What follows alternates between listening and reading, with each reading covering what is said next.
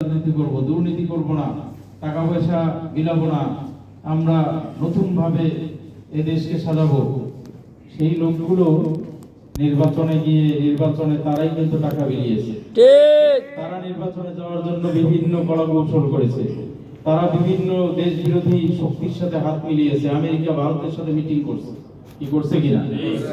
তার মানে তাদের এই কথাগুলো সমস্ত ফাঁকা বলেছিল।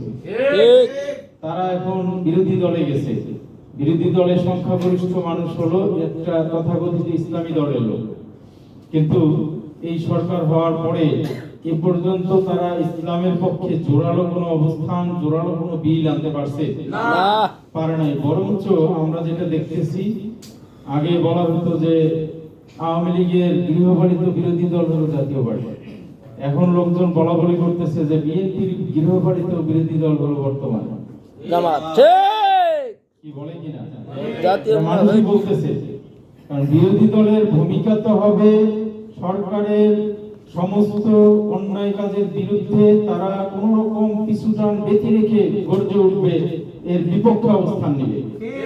কিন্তু আমরা এখন পর্যন্ত দেশে দ্রব্যমূল্যের অবস্থা খুবই খারাপ, সব জিনিসের দাম বেশি, ব্যবসা বাণিজ্যের অবস্থা খারাপ, গার্মেন্টস গুলো একে একে বন্ধ হয়ে যাচ্ছে, কলকারখানাগুলো বন্ধ হয়ে যাচ্ছে, দেশের কুটির শিল্প ছোটখাটো যেগুলো উদ্যোক্তা ছিল বাংলাদেশে তাদের ব্যবসা বন্ধ হয়ে যাচ্ছে, চায়না থেকে ভারত থেকে পণ্য এসে বাংলাদেশ ভরে যাচ্ছে, কি ঠিক কিনা। বাংলাদেশের ব্যবসা বাণিজ্যের অবস্থা কিন্তু খুবই খারাপ। যারা ব্যবসার সাথে জড়িত তারা জানেন যে বড় বড় ব্যবসায়ীরা টাকা তারা ইনভেস্ট করতে ভয় পাচ্ছে, বিদেশ থেকে কোনো বিনিয়োগ আসছে না, অথচ এইসব বিষয়ে কোনো পদক্ষেপ নাই।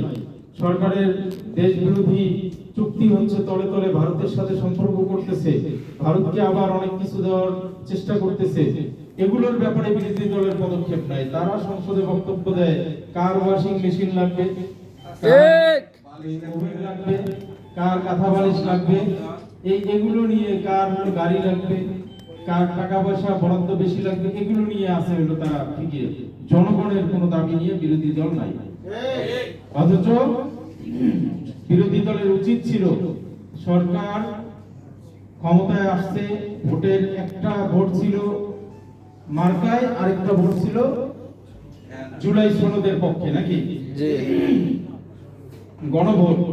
70% ভোট পাইছে গণভোটে, 70% ভোট পাওয়ার পরে তারা সরকার গঠন করার পরে গণভোটকে সম্পূর্ণ মাইনাস করে দিয়েছে। ঠিক, গণভোটের কোনো কার্যক্রম নাই, জুলাই সনদের কোনো কার্যক্রম নাই, অথচ এই জুলাই সনদ নিয়ে মাসের পর মাস সেই ঐক্যমত কমিশনে মিটিং হয়েছে, সব রাজনৈতিক দল মিটিং করেছে, সেখানে কত টাকা খরচ হয়েছে, কত সময় নষ্ট হয়েছে, কত কর্মঘণ্টা নষ্ট হয়েছে। তাহলে সেখান থেকে জাতিকে বিভিন্ন আশা দেখানো হয়েছিল যে ঐক্যমত্য কমিশনে এমন এমন সিদ্ধান্ত হয়েছে যেগুলো বাস্তবায়ন হলে এই দেশ অনেক উন্নত দেশে পরিণত হবে, অতীতের কোনো ইতিহাস আর থাকবে না, কলঙ্কিত কোনো ইতিহাস থাকবে না, ভবিষ্যতে ভালো দেশ হবে। এত কিছু পরে যে জুলাই সনদ হলো, বর্তমান সরকার এই জুলাই সনদ কিন্তু বাস্তবায়ন করতেছে না, তারা সেটা ধামাচাপা দিয়ে রেখেছে। অবশ্য এগুলোর ব্যাপারে বিরোধী দলের কোনো ভূমিকা নাই, তারা সরকারের সাথে আপোষ করে তলে তলে গৃহপালিত বিরোধী দলের মতো আচরণ করছে। এটা আমরা তীব্র নিন্দা জানাই এবং আমরা স্পষ্টভাবে বলতে চাই যে জুলাই অভ্যুত্থান যারা করেছে তাদের কোনো দল ছিল না, আগামীতেও এরকম নির্দলীয় যুবকরা যদি আবার রাজপথে আসে তাহলে কিন্তু আরেকটা অভ্যুত্থান বাংলাদেশে করতে পারে। তবে আমরা মনে করি বিগত অভ্যুত্থান হয়েছিল বৈষম্য বিরোধী অভ্যুত্থান, আগামীতে যদি অভ্যুত্থান হয় তাহলে ইসলামের ভিত্তিতে হবে এবং আমরা চাই একটি সফল ইসলামী গণবিপ্লব হোক। দেশের মানুষ যদি ইসলামের ব্যানার নিয়ে, ইসলামের পক্ষে অবস্থান নিয়ে, ইসলামী শরিয়া কায়েমের স্লোগান দিয়ে এদেশে গণবিপ্লব করে, আমার মনে হয় এদেশের অধিকাংশ মানুষ সমর্থন দিবে এবং সেই বিপ্লবের মাধ্যমে একটা বিপ্লবী সরকার হবে। সেই সরকারই পারে বাংলাদেশের সমস্ত সমস্যার সমাধান করে একমাত্র জনগণের স্বার্থে, দেশের স্বার্থে, ইসলামের স্বার্থে কাজ করবে। এজন্য আমাদেরকে মানুষের কাছে যেতে হবে, মানুষকে বুঝাতে হবে যে আপনারা গৌরব ধাঁধায় পড়েন না। এই জুলাই যোদ্ধাদের মিষ্টি কথা শুনে আমরা ঠকেছি, বিএনপিও অনেক মিষ্টি কথা বলেছে, কতটুকু করতে পারে আমরা জানি না। এটা আমাদের নমুনা খুব বেশি ভালো মনে হচ্ছে না। সুতরাং এই দেশের ভবিষ্যৎ হলো ইসলামী হুকুমত। এই দেশকে যদি সুন্দর করতে হয় ইসলামী হুকুমতের কোনো বিকল্প নাই। সুতরাং এই পথে আমাদেরকে হাঁটতে হবে। এই পথে সবচেয়ে বড় যেই কাজটা আমাদের আছে, আজকে কমিটি হবে, থানা কমিটি হবে, উপজেলা, এরপরে ইউনিয়ন কমিটি, ওয়ার্ড কমিটি, অনেক কমিটি হবে। কিন্তু কমিটি করাই তো আমাদের কাজ না। আমাদের কাজ হলো জনগণ নিয়ে, নাকি? আমাদের পুঁজি হলো জনগণ। ব্যবসার আপনি দোকান দিচ্ছেন, অনেক সুন্দর ডেকোরেশন করছেন, কিন্তু দোকানে মাল নাই, লাভ আছে? না। ইসলামী আন্দোলন বাংলাদেশের আমির ভালো, ইসলামী আন্দোলনের কোনো দুর্নাম নাই, সংগঠন ভালো, সবার কাছে সুনাম, কিন্তু লোক নাই, তার লাভ আছে? না। সুতরাং প্রথম কাজ হলো আমাদের এখন কমিটি গঠন হওয়ার পরে আমাদের নামতে হবে, বেশি বেশি দাওয়াত দিতে হবে, সদস্য বানাতে হবে। এবং এই দাওয়াতটা শুধু ইসলামী আন্দোলনের জন্য নয়, একজন মুসলমান হিসেবে, একজন ইমানদার হিসেবে মূল কাজ হলো মানুষের দাওয়াত, নাকি বলেন? আল্লাহ তাআলা বলেছেন বিসমিল্লাহির রহমানির রহিম, কুনতুম খায়রা উম্মাতিন উখরিজাত লিন-নাস তা'মুরুনা বিল মা'রুফি ওয়া তানহাউনা 'আনিল মুনকার ওয়া তু'মিনুনা বিল্লাহ। তোমরাই হলে শ্রেষ্ঠ জাতি, তোমাদেরকে মানুষের কল্যাণের জন্য বের করা হয়েছে। তোমরা কি করবে? মানুষকে সৎ কাজের আদেশ করবে, অসৎ কাজের নিষেধ করবে। তার মানে কি? দাওয়াত দিতে হবে, মানুষকে ভালো পথে আহ্বান করতে হবে, নামাজের জন্য দাওয়াত দিতে হবে, ঈমানের পথে দাওয়াত দিতে হবে, ঈমান মজবুত করার চেষ্টা করতে হবে।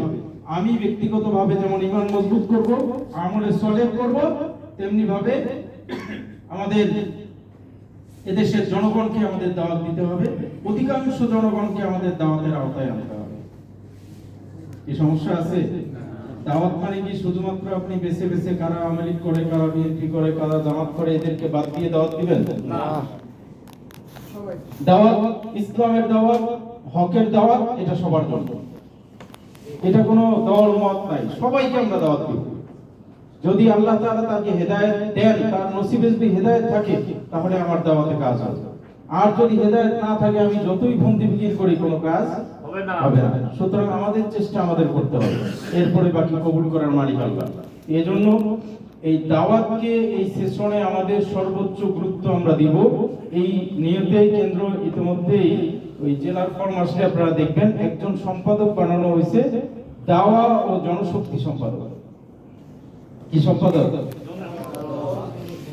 দাওয়া ও জনশক্তি। তার কাজই হলো প্রতিদিন সবাই দাওয়াতি কাজ করে কিনা, দাওয়াতি টিম হচ্ছে কিনা, বিভিন্ন জায়গায় সেক্টর ওয়াইজ দাওয়াত হচ্ছে কিনা, এই ক্ষেত্রে সদস্য বাড়তেছে কিনা, এই সমস্ত কাজ তদারকি করবে এই সম্পাদক। এবং এটা সরাসরি কেন্দ্র থেকে নিয়ন্ত্রিত হবে রেগুলার। এটা শুধুমাত্র নামকাওয়াস্তে সম্পাদক না। আপনারা দেখবেন এবার আমরা সম্পাদক অনেক কমিয়ে ফেলছি, কিন্তু যাকে দায়িত্ব দেওয়া হবে তার কাজ করতে হবে। কাজ না করলে সম্পাদক রাখার কোনো প্রয়োজন নাই। সুতরাং এই আপনাদের প্রতি আহ্বান থাকবে, আমরা আসুন, আজকে কমিটি ঘোষণা হবে, কমিটি ঘোষণার পরে থেকে আমরা যত কার্যক্রম চলবে আমরা মাথায় রাখবো যে আমাদের দাওয়াতি কাজ বাড়াতে হবে, এর কোনো বিকল্প নাই। ইসলামী আন্দোলন বাংলাদেশ রাজনৈতিক সংগঠন, রাজনীতির দাওয়াত দেওয়ার আগে আমাদেরকে ঈমান মজবুত করার দাওয়াত, আমলে সলেহ দাওয়াত মানুষকে বেশি দিতে হবে। এটা হলো আমাদের মূল টার্গেট, নাকি? কেউ সদস্য নাও হতে পারে, কিন্তু সে যদি একজন ভালো মুসলিম হয় তাহলে ক্ষতি আছে না লাভ আছে? সুতরাং নামাজি বেশি হোক, ইমানদার বেশি হোক, এইটা হলো আমাদের মূল টার্গেট থাকবে। এরপরে ইসলামী আন্দোলনের সদস্য হওয়ার টার্গেট থাকবে। তো যাই হোক, এই বিষয়ে আপনাদের সবার প্রতি আহ্বান থাকলো। আল্লাহ তাআলা আমাদের সবাইকে আগামী সেশনে ভালোভাবে, ঐক্যবদ্ধভাবে, নব উদ্যমে আমাদেরকে সক্রিয়ভাবে কাজ করার তৌফিক দান করুন। বিগত সেশনে আমরা যেভাবে কাজ করেছি ঢিলে ঢালা, আগামীতেও কি এইভাবেই চলবে গতানুগতিক? কি বলেন? এখানে আপনারা গোপালগঞ্জের গুরুত্বপূর্ণ দায়িত্বশীলরা, এই যে দিনী সংগঠনের নেতৃবৃন্দ আছেন, অন্যান্য সংগঠনের নেতৃবৃন্দ, জেলা নেতৃবৃন্দ আছেন, থানা শাখার ঊর্ধ্বতন নেতৃবৃন্দ আছেন, সবাই সম্মানিত সুরে সদস্য। আমরা এখানে যারা আছি, অন্তত আমি মনে করি আপনারা যদি সিদ্ধান্ত নেন তাহলে পুরো গোপালগঞ্জ ঠিক হবে।